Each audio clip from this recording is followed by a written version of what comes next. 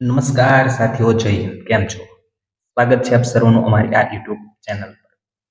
ધોરણ 10ની પ્રથમ પરીક્ષા માટેના ઇમ્પોર્ટન્ટ સવાલોની આપણે ચર્ચા કરી રહ્યા છીએ, જેમાં ગત લેક્ચરમાં આપણે વિકલ્પોની ચર્ચા કરી હતી. આજના લેક્ચરમાં ઇમ્પોર્ટન્ટ ખાલી જગ્યાઓની ચર્ચા કરવાના છે. તો જોઈએ ખાલી જગ્યાઓ. જેમાં પ્રથમ ખાલી જગ્યા છે કે ભાઈ વર્ગમૂળમાં 144 પ્લસ વર્ગમૂળમાં 16 એ કેવી સંખ્યા છે? તો 144 નું મિત્રો વર્ગમૂળ નીકળે અને કેટલું છે વર્ગમૂળ? તો કે 12.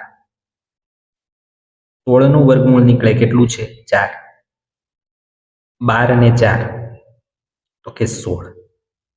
કેટલું થાય છે? 16. અને 16 રહી એ કેવી સંખ્યા છે? સમય. ઋણ પૂર્ણાંક તો નથી, અસમય પણ નથી, એટલે કેવી સંખ્યા છે? સમય સંખ્યા છે.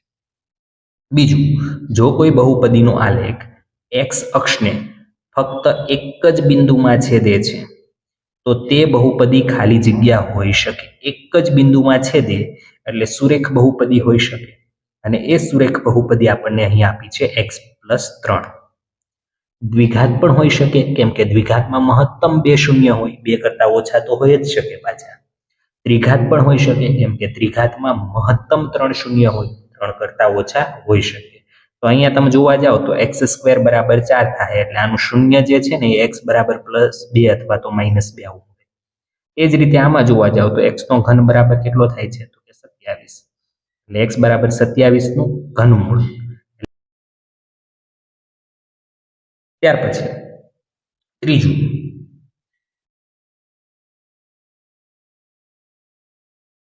કે ભાઈ p-3 2 માંથી y અક્ષ પર દોરેલા લંબનો લંબપાદ m છે, તો બિંદુ m ના યામ ખાલી જગ્યા હશે. તો જોઈએ બિંદુ m ના યામ શોધવા છે. તો લંબપાદ આપણે દોરવાનો છે. ધારો કે આ આલેખ છે, આ x અક્ષ છે, આ y અક્ષ છે. -3 2, -3 એટલે આ બાજુ -3 ને અહીંયા 2, એટલે અહીંયા ક્યાંક આ બિંદુ હશે. અને y ઉપર લંબપાદ દોરવો છે, આના યામ શું હોય એ પૂછ્યું છે. y યામ 2 હોય, x યામ 0 હોય, એટલે 0 2 એવો આપણો જવાબ આવશે. રેડી?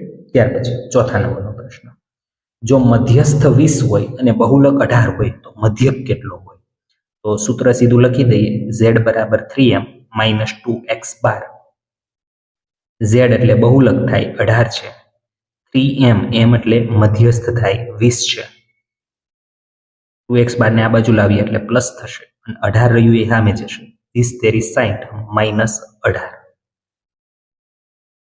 10 માંથી 8 જાય તો 2, અને 5 માંથી 1 જાય તો 4, માટે x બાર બરાબર 42 ના છેદમાં 2.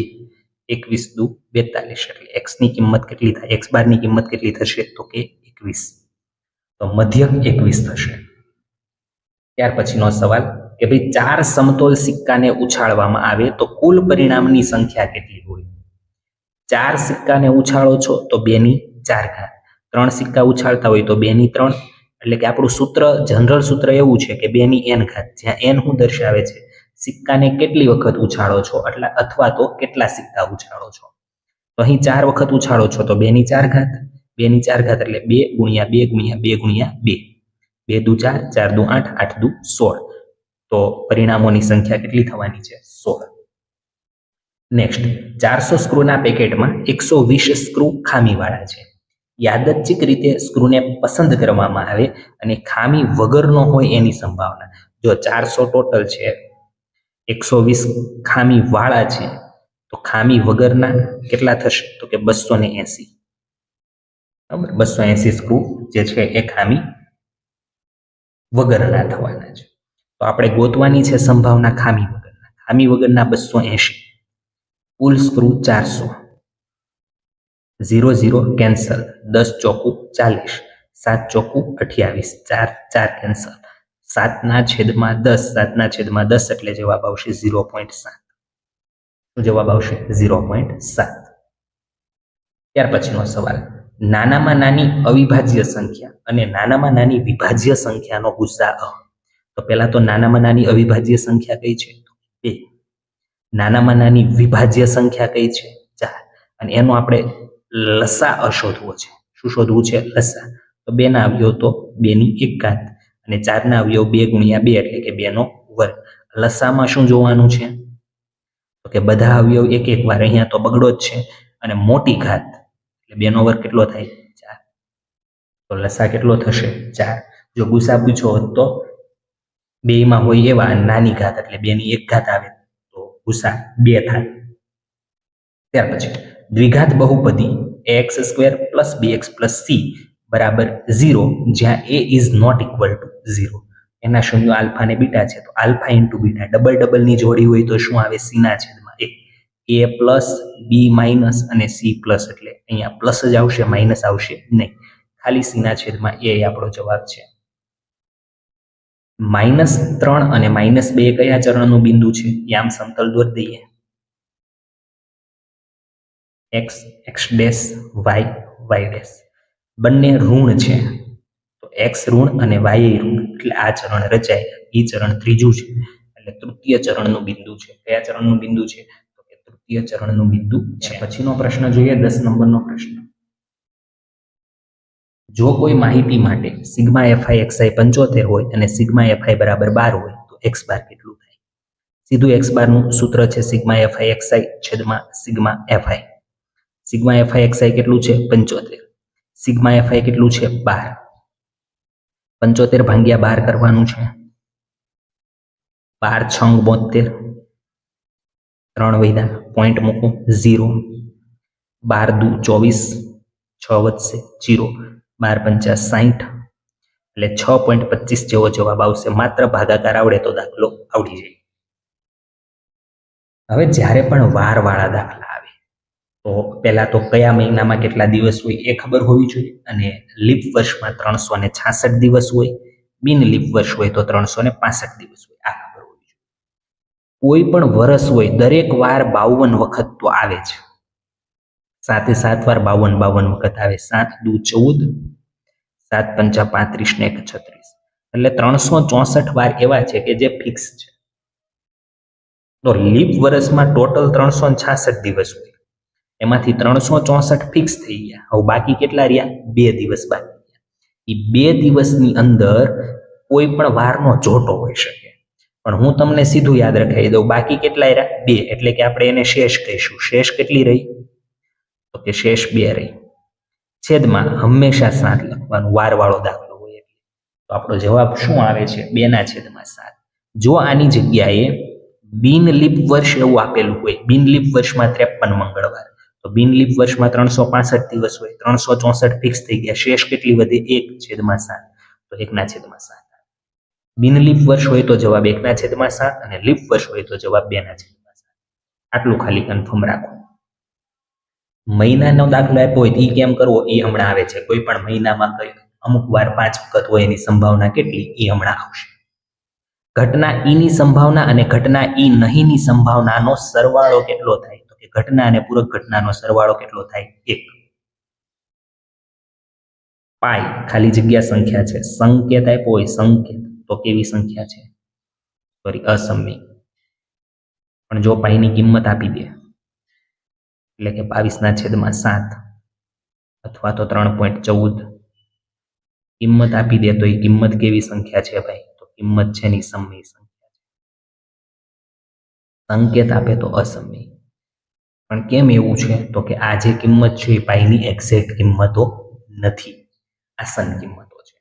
બરોબર, પોઈન્ટ પછીના અમુક અંકોને અવગણતા જે કિંમત મળે એ કિંમત છે. 14 નંબરનો પ્રશ્ન. દ્વિઘાત બહુપદી p of x બરાબર 2x² - 5x + m નું એક બીજ 7/2 છે. બીજ 7/2 છે, મતલબ x ના સ્થાને તમારે 7/2 બરાબર 0 લખી નાખવાનું. મૂકી દઈએ. ચલો 2 x ના સ્થાને 7/2, 5 x ના સ્થાને 7/2 બરાબર હું લખી નાખવાનું 0. 7 નો વર્ગ 49, 2 નો વર્ગ 4, 7 પંચા 35, 2 દુ 4. એમ શોધવો છે. પેલા સામે 35/2 જવા દઈએ અને 49/2 ને પણ આવવા દઈએ તો આ પ્લસ છે એ માઇનસ થઈને આવશે. છેદ કેવા થઈ ગયા? સમાન. 35 માંથી 49 કાઢવાના છે અથવા તો 49 માંથી 35 કાઢો અને મોટા પદની નિશાની લખવાની ભૂલવાની નથી. કેટલા વધશે તો કે 14 વધશે. 2 સત્તા 14 એટલે m ની કિંમત આવી -7. કેટલી કિંમત આવી ભાઈ? -7. સમજણ પડી? 15 નંબરનો પ્રશ્ન. બિંદુઓ -3, 9 અને 7 -9 ને જોડતા રેખાખંડનું મધ્ય બિંદુના યામનું સૂત્ર x નો સરવાળો છેદમાં 2 y નો સરવાળો છેદમાં 2. -3 + 7 છેદમાં 2, 9 -9 છેદમાં 2.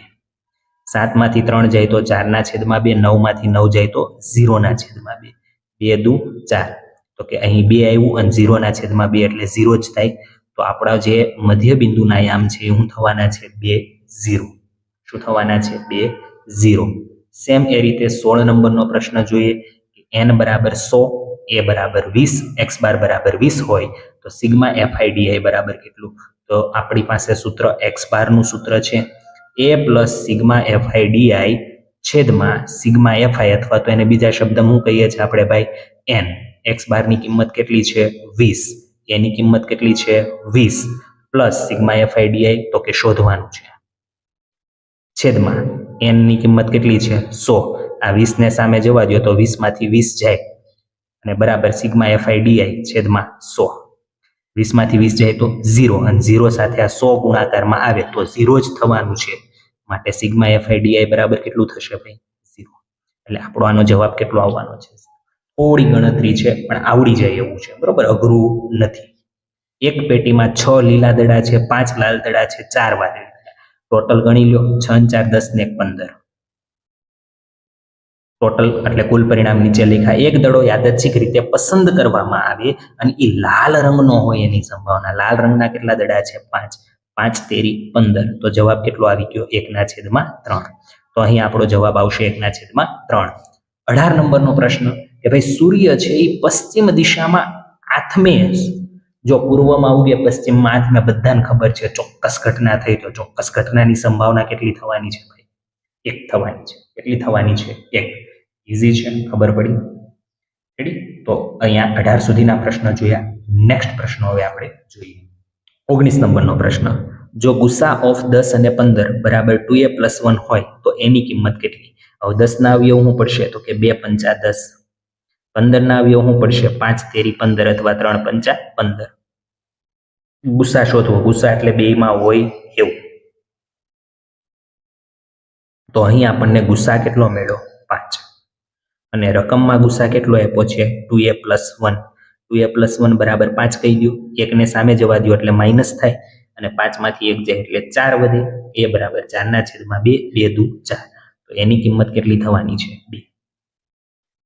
ગણતરી કરતી રહેવાની છે, બીજું કંઈ આમાં છે નહીં. 20 નંબરનો પ્રશ્ન કે જો દ્વિઘાત બહુપદી p of x બરાબર √5x² પ્લસ √5x + 5 ના શૂન્યો આલ્ફા અને બીટા હોય તો alpha into beta. Alpha into બીટાનું સૂત્ર શું છે? તો કે ડબલ ડબલનો જોટો છે એટલે ત્રીજું c ના છેદમાં a. હવે c એટલે અચળ પદ. અચળ પદ આમાં કેટલું છે? તો કે 5.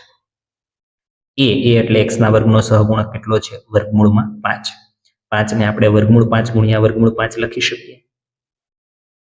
1 √5 ઉડી ગયા તો જવાબ કેટલો આવશે?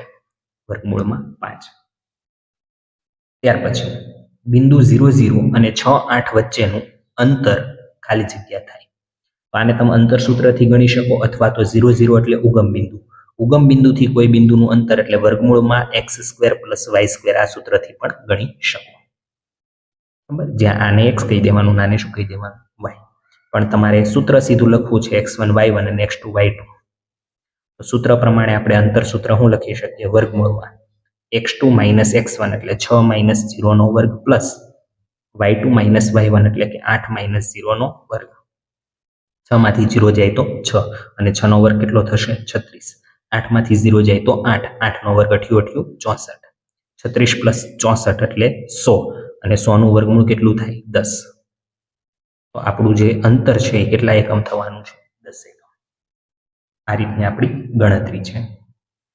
ત્યાર પછી આંતર સંબંધ સૂત્ર આપેલું છે એની ઉપરથી આપણે આ કિંમત શોધવાની.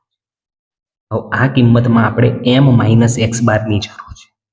હવે જો સૂત્ર શું આપેલું હતું? 3m માઇનસ 2x બાર.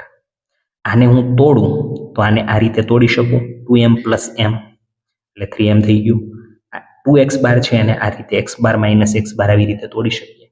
હવે આપણે છે ને આટલાની જરૂર છે, જો આ બાજુ અંશમાં, તો આ જે બે પદ વધ્યા ને એને આ બાજુ મોકલી દો, z માઇનસ 2m અને આ x બાર આ બાજુ જાય તો પ્લસ x બાર. આટલું થઈ ગયું રેડી. અને છેદમાં પાછું શું છે, z માઇનસ m.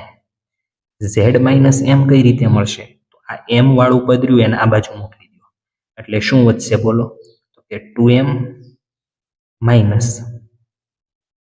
2x બાર. આવું જ વધશે ને, આ રહ્યું એને ખાલી આ બાજુ મોકલો, z minus m, 2m minus 2x બાર. આવું કંઈક વધે છે. હવે આપણે આ બધામાંથી એવી લાવી દેવાની છે સંખ્યાઓ કે જેથી આપણને અંકમાં કંઈક મળે.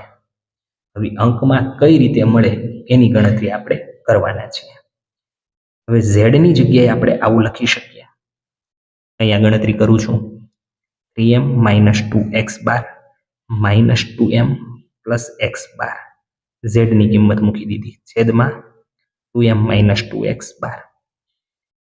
3m માઇનસ 2m એટલે m વધશે, માઇનસ 2x બાર પ્લસ x બાર એટલે માઇનસ x બાર વધશે, છેદમાં આમાંથી બગડો કોમન કાઢી નાખો, આ કાઉન્સ ઉડી ગયો એટલે જવાબ કેટલો આવી ગયો, 1/2. સમજણ પડી? થોડીક ગણતરી હતી એવી કે જેનાથી આપણે તકલીફમાં મુકાવીએ, પણ આપણે ગણતરીને પકડી રાખવાની છે, ગણતરી કરતી રહેવાની છે. m માઇનસ x બાર જોઈએ છે તો આપણે પહેલા તો તોડ્યું અને m માઇનસ x બાર ને કરતા બનાવીએ, તો z minus 2m plus x બાર ઉપર થઈ ગયું, અને z માઇનસ m ને કરતા બનાવી, આ m ને આ બાજુ જવા દે તો 2m માઇનસ 2x બાર નીચે થયું. પણ આપણે ઉપર નીચે ઉડાડવું છે એટલે z ની કિંમત પાછી m અને x બાર ના સ્વરૂપમાં મૂકી દીધી, એનું સાદુરૂપ આવ્યું, ઉપર નીચે સરખા કાઉન્સને ઉડાડ્યા. તો ગણતરી થોડીક હતી, સમજૂતી જરૂરી હતી. એક સમતોલ પાસાને ઉછાળતા એની ઉપર યુગ્મ, યુગ્મ મતલબ બેકી, બેકી એટલે 2, 4 ને 6 મળે તેની સંભાવના. તો સાનુકૂળ પરિણામ થઈ ગયા 3, કુલ પરિણામ એક પાસો છે એટલે 6 આવે, 3 દુ 6 એટલે જવાબ કેટલો આવશે, 1/2. સમતોલ પાસા પર અંક 4 આવવાની સંભાવના, 4 જ લાવવાનું છે, ફિક્સ છે.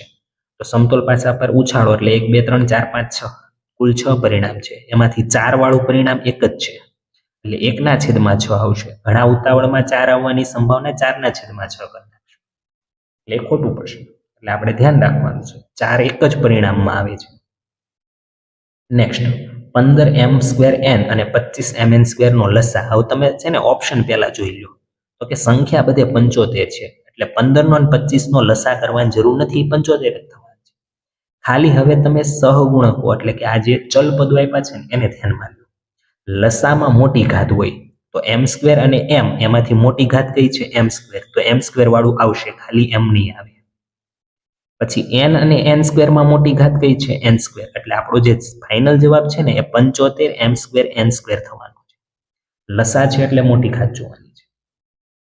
નેક્સ્ટ 3x + 5 નો આલેખ. કેવી બહુપદી આપેલી છે આપણને, સુરેખ.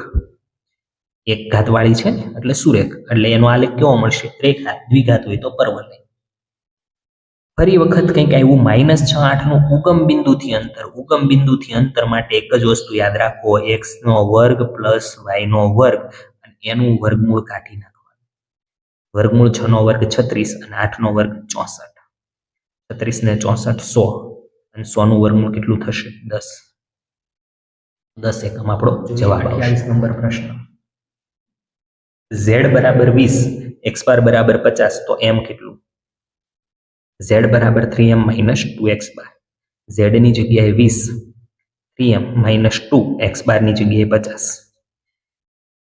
3m 50 દુ 100, 100 ને આ બાજુ મોકલીએ એટલે +100 થાય, 100 અને 20 એટલે 120. માટે m = 120 અને 3 ક્યાં જાય, છેદમાં 3 × 4 = 12, એટલે m કેટલો થયો, 40. મધ્યસ્થ કેટલો થયો, 40. ખાલી જગ્યા ઘટનાની સંભાવના ન હોઈ શકે, હજી હમણાં કીધું, અંશ નાનો છેદ મોટો હોઈ શકે, 0 થી 100% હોઈ શકે, ઋણમાં કોઈ દિવસ હોય નહીં. ઋણ ટકામાં પણ હોય નહીં, એટલે આ સંભાવના ન હોઈ શકે. જાન્યુઆરી માસમાં 5 રવિવાર. હવે જો મહિનો આપ્યો હોય ને મહિનો, તો દરેક વાર 4 વખત આવે, સાથે 7 વાર 4 વખત તો આવે જ, એટલે 28 વાર વપરાઈ ગયા.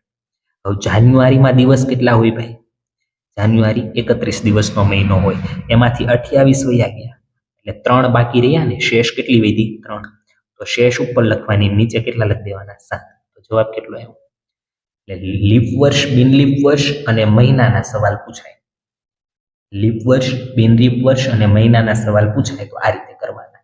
મહિનામાં તમારે 28 વાપરી નાખવાના. હવે ધારો કે ફેબ્રુઆરી મહિનો હોય તો એમાં કાં 28 દિવસ હોય કાં 29.